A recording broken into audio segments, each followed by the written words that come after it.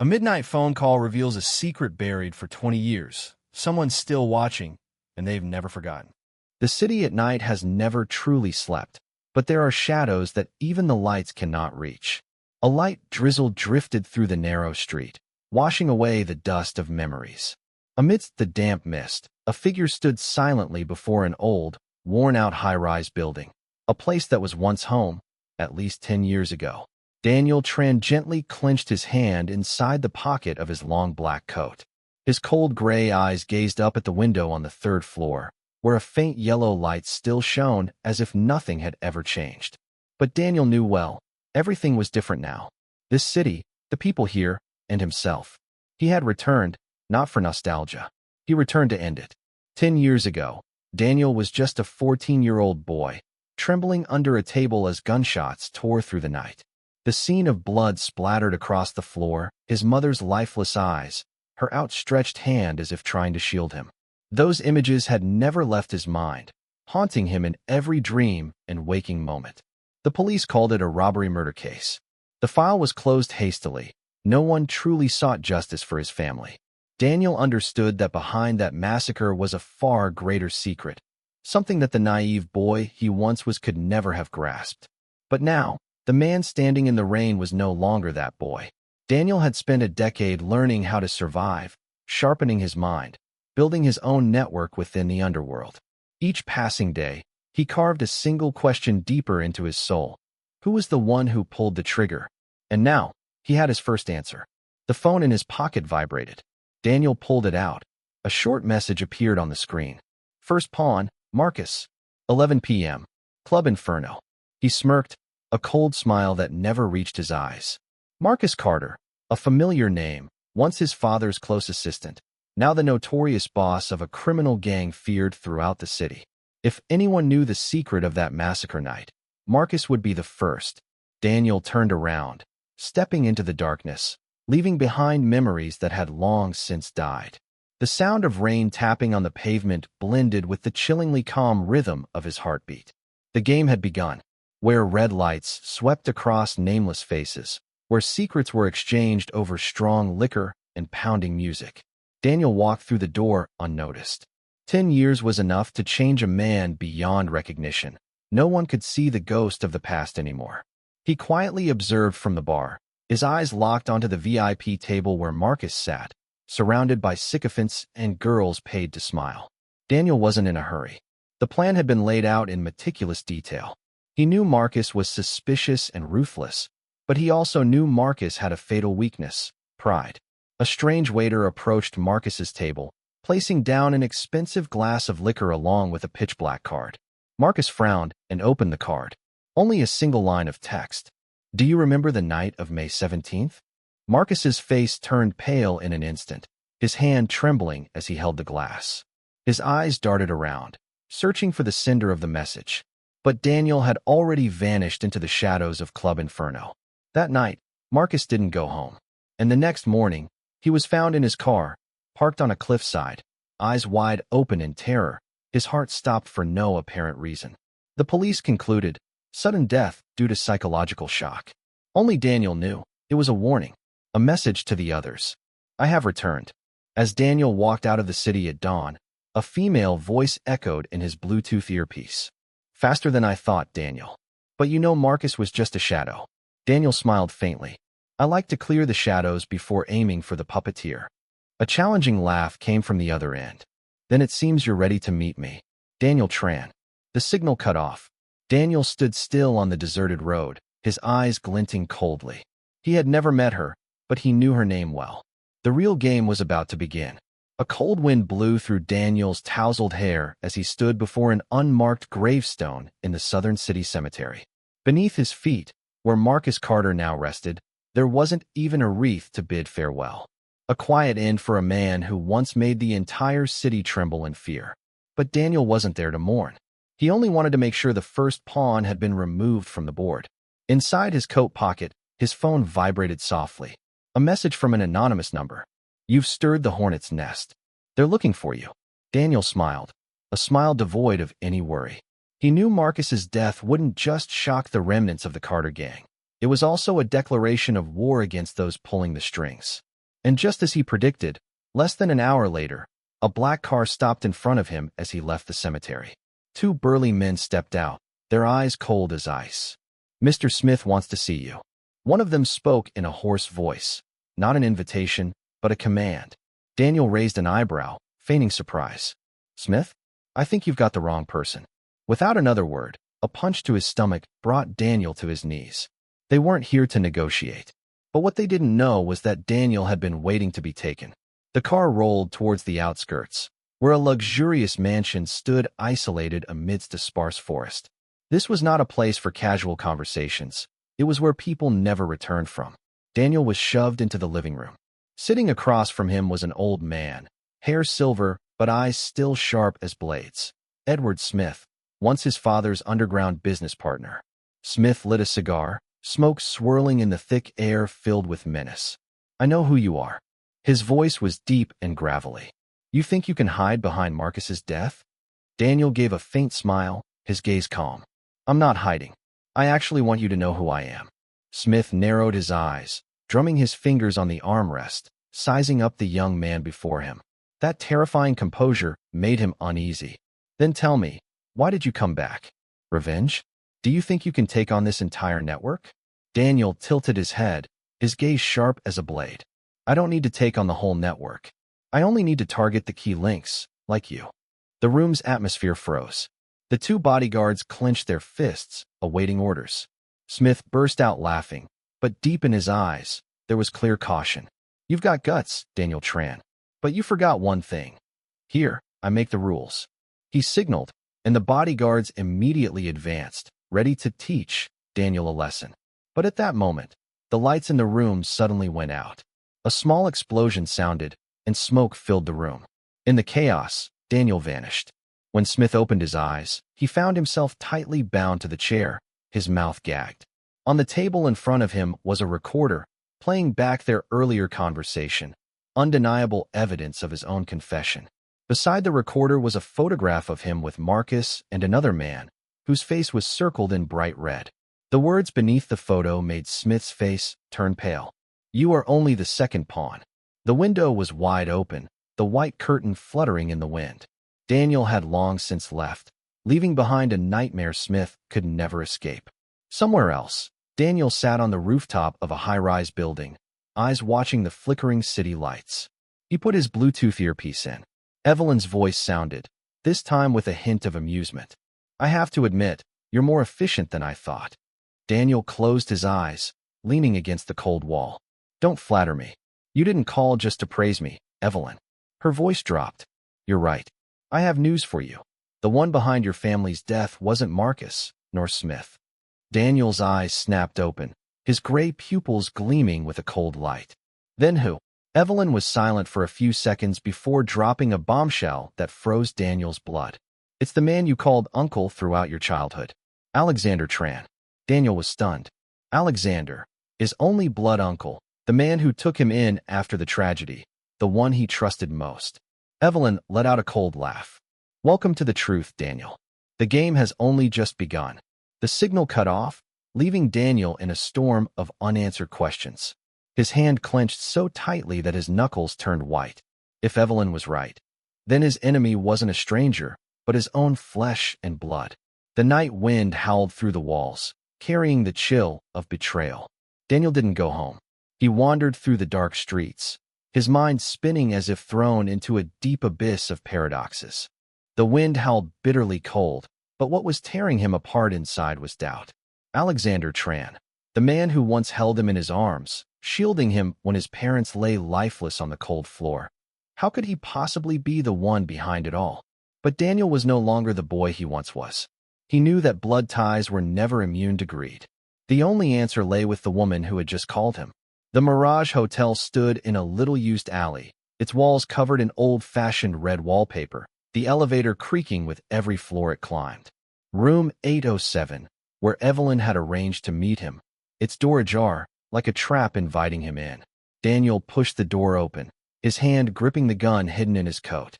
She was standing by the window, tall and slender, black curly hair cascading down her back, the city lights behind her outlining a delicate, almost artistic silhouette. But when she turned around, her gaze made Daniel instinctively tighten his grip on the gun. Not out of fear, but because it was the gaze of someone too familiar with blood. "Aren't you afraid I brought a gun?" Daniel spoke. Evelyn walked over, not fast, but without hesitation. "I knew you would. I'd be disappointed if you didn't." She sat down, crossing her legs, pulling out a thick file and placing it on the table. "In here is everything on Alexander. Offshore accounts, shell companies, connections with Marcus and Smith. You want evidence? I have evidence." Daniel remained still, his eyes tracking her every move. Evelyn looked up, a slight curve on her lips. "Or do you think I'm staging a play? Maybe I am just another pawn. But at least, I'm giving you a reason to keep moving forward." Daniel slowly approached the table, flipping through a few pages. Alexander Tran's name appeared repeatedly, tied to arms deals, money laundering, and clandestine transactions with the very organization Daniel was trying to dismantle. This wasn't just a lead. It was an entire network. "Why are you helping me?" Daniel asked, his eyes still on the documents. Evelyn stood up, stepping so close he could smell the faint scent of magnolia mixed with cigarette smoke. "Because I lost someone that night, too. My mother. She was a witness." And he silenced her forever. Daniel looked up. In her eyes, whether real or an act, he couldn't tell, was a deep, festering wound of hatred. The exchange lasted nearly 2 hours. Evelyn hid nothing, or at least made Daniel believe so. She provided everything he needed: financial trails, Alexander's murky political ties, even the secret residence he used to run major operations. But Evelyn wasn't just an informant. She provoked Daniel. "You plan to play this game alone? Do you know how many people want your head? You need someone like me." Daniel frowned. "Someone like you? What do you mean?" Evelyn tilted her head, flashing a lazy smile. "Someone who lies better than all of them." That sentence quietly embedded itself in Daniel's mind like a dagger. Yes, she was the most dangerous person, but also the most useful if he wanted to reach the end of the truth. 2 days later, Daniel and Evelyn stood on the top floor of an old parking garage, looking down at the hotel where a secret meeting between Alexander and an underground financial syndicate was about to take place. They had planned everything, every step, every movement, even the escape route. "Are you ready?" Evelyn asked, a gun holstered at her side, her hair tied up neatly. "I've waited 10 years. Daniel replied, his voice cold as steel. The infiltration went as planned. Daniel reached the 22nd floor, where the meeting was being held. He installed a listening device, but as soon as the first voice came through his earpiece, he froze. "I hope Daniel won't disturb today's meeting." It was Alexander's voice. And beside him, another voice sounded, soft, yet as cold as ice. "He won't. I guarantee it." Daniel yanked out the earpiece, his whole body trembling. That voice, it was his stepmother, Veronica, the woman he thought had left the city when he was 16 after a quiet separation. She was still here, and she was working with his enemies. On the way back, Daniel said nothing. Evelyn didn't ask, but halfway across the overpass, he suddenly stopped the car. "I need to know if you have any connection to Veronica." His voice was hoarse. Evelyn turned to him, slowly removing her black gloves. "I used to work for her, before I chose to betray her." Daniel gripped the steering wheel tightly. Trust began to waver. Unanswered questions swirled around him. Who was an ally? Who was a killer? What did Evelyn really want? And how many more shadows were watching Daniel's every move? The night was pitch black, without a single star. Daniel stood before the cold metal door of an abandoned warehouse on the east side of the city. This building had once been a mechanical workshop, now reduced to forgotten ruins. Or rather, the perfect place to hide secrets that must never be revealed. Evelyn had sent him a brief message. "If you want to know the truth about Veronica, come here." Alone. Daniel wasn't foolish enough to miss the scent of a trap, but he had no other choice. Veronica's appearance had stabbed into his fragile trust in Evelyn. He needed answers, and sometimes, to know the truth, one had to step into the most dangerous places. The door creaked heavily as he pushed it open. Inside was pitch dark, only the sound of wind whistling through broken walls. On his third step, floodlights suddenly switched on, blinding him. At the same time, a voice echoed from a loudspeaker, cold as if it came from the darkness itself. "You've grown up, Daniel." Daniel tightened his grip on his gun, his eyes scanning the room. "Veronica," he growled. A soft laugh sounded, not from the speaker, but from behind decaying crates. Veronica stepped out, her demeanor relaxed as if strolling through her own garden. She was still as beautiful as in Daniel's memories, but now that beauty was laced with poison, alluring and deadly. I knew you'd come. Evelyn always knows how to lead the desperate. Daniel raised his gun, aiming straight at her. Tell me why. Why did you betray my family? Veronica smirked, showing no fear of the barrel pointed at her. Oh, Daniel, you still don't understand, do you? This isn't a story of betrayal. It's about power. Your father was weak, and the weak always pay the price. At that moment, the sound of metal clashing rang out behind Daniel. He spun around instinctively, but it was too late.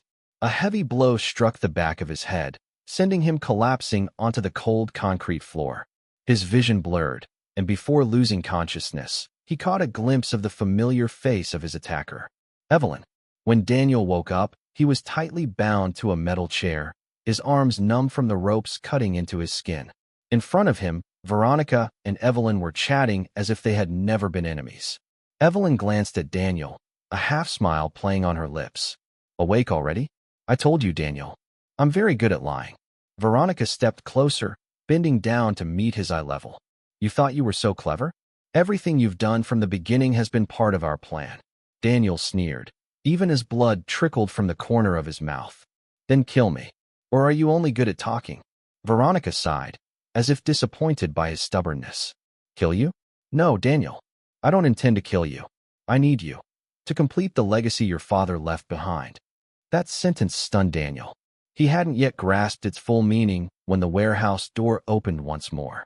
A tall man walked in, his strides firm and decisive. Daniel lifted his head, his eyes widening in shock. Alexander Tran. Nephew. Alexander spoke in a deep voice, as if they were merely meeting after a long trip. You've truly made me proud. Daring to stand against the entire network without fear. Daniel clenched his teeth, fury boiling in his veins. You killed my parents. What more do you want? Alexander laughed, a dark, gravelly sound filled with malice. Kill? Don't be naive, Daniel. Your father agreed to let me do it. The room seemed to collapse around Daniel's ears. You're lying, he muttered, but his voice had lost its certainty. Alexander crossed his arms, his gaze filled with pity. Why do you think everything went so smoothly? Your father owed me too much. Their deaths were the only way to settle that debt. Veronica interjected, her voice sweet as honey. But you're different, Daniel. You're the sole heir. If you cooperate, the whole world will be at your feet. Daniel closed his eyes, breathing heavily. The truth was too cruel. But amidst the chaos in his mind, a thought flashed. They hadn't killed him yet. That meant he still had value, and a chance.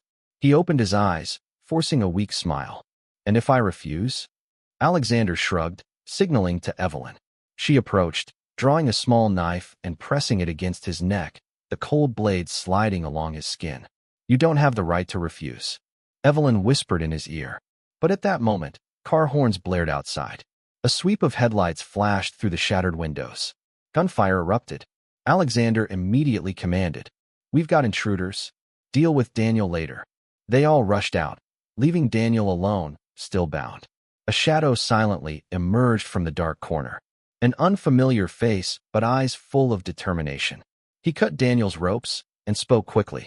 We don't have much time. I'm with him. Daniel frowned. Who? The man only left one sentence before pulling Daniel out of the warehouse. Your father is still alive. Gunfire continued to echo behind them as Daniel was dragged into a car. His mind spun wildly. His father was alive. Who was helping him? And why were all those he thought dead or traitors now reappearing? The car sped through the deserted suburban roads, leaving behind the warehouse engulfed in gunfire and betrayal. Daniel leaned back against the seat, his mind reeling with the man's last words. Your father is still alive. For 10 years, Daniel had buried the image of his parents in memories of a bloody night. He had believed he saw his father's lifeless body on the floor. So what was real?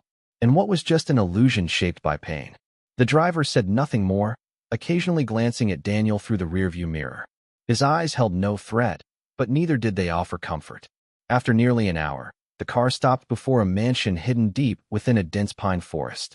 No guards, no security cameras, too quiet for a place supposedly hiding a man the underworld believed dead. Go in. He's waiting, the man said firmly. Daniel stepped inside, his heart pounding uncontrollably, unsure of his own emotions. Each step felt weighed down by unanswered ghosts of the past. The living room door opened.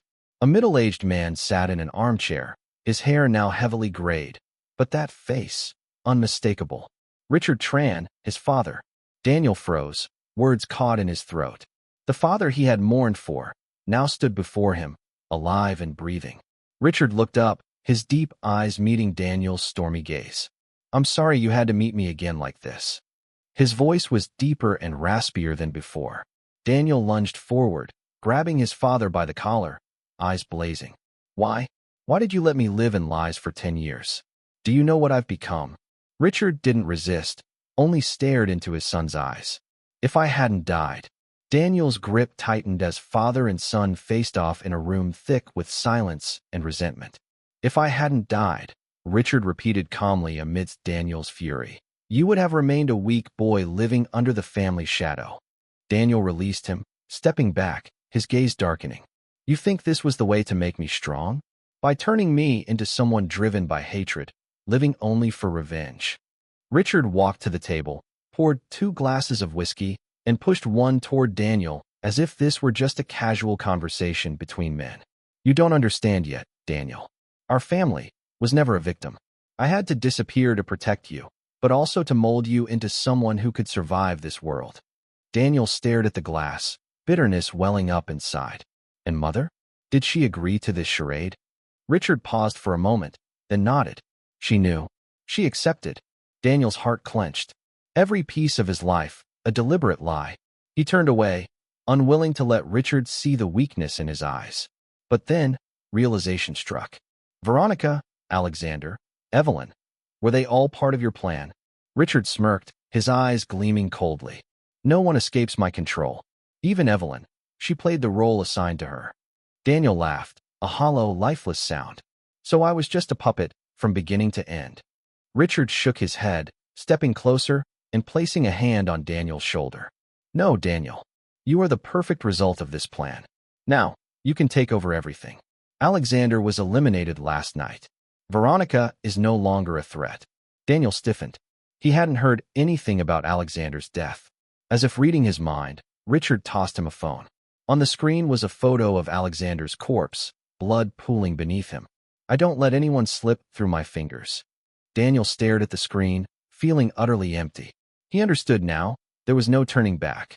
Everything he had fought for over 10 years had only led him back into the vortex of power and blood his father had created. Richard sat down, raising his glass. Welcome back to your legacy. Daniel silently picked up his glass. But at that moment, he drew a small hidden knife from his sleeve. Without warning, he stabbed straight into Richard's chest. Richard's eyes widened, shock mixed with pride. Well done, Daniel. He collapsed, blood soaking the untouched whiskey. Daniel stood, breathing heavily, watching his father take his final breath. I'm not your heir.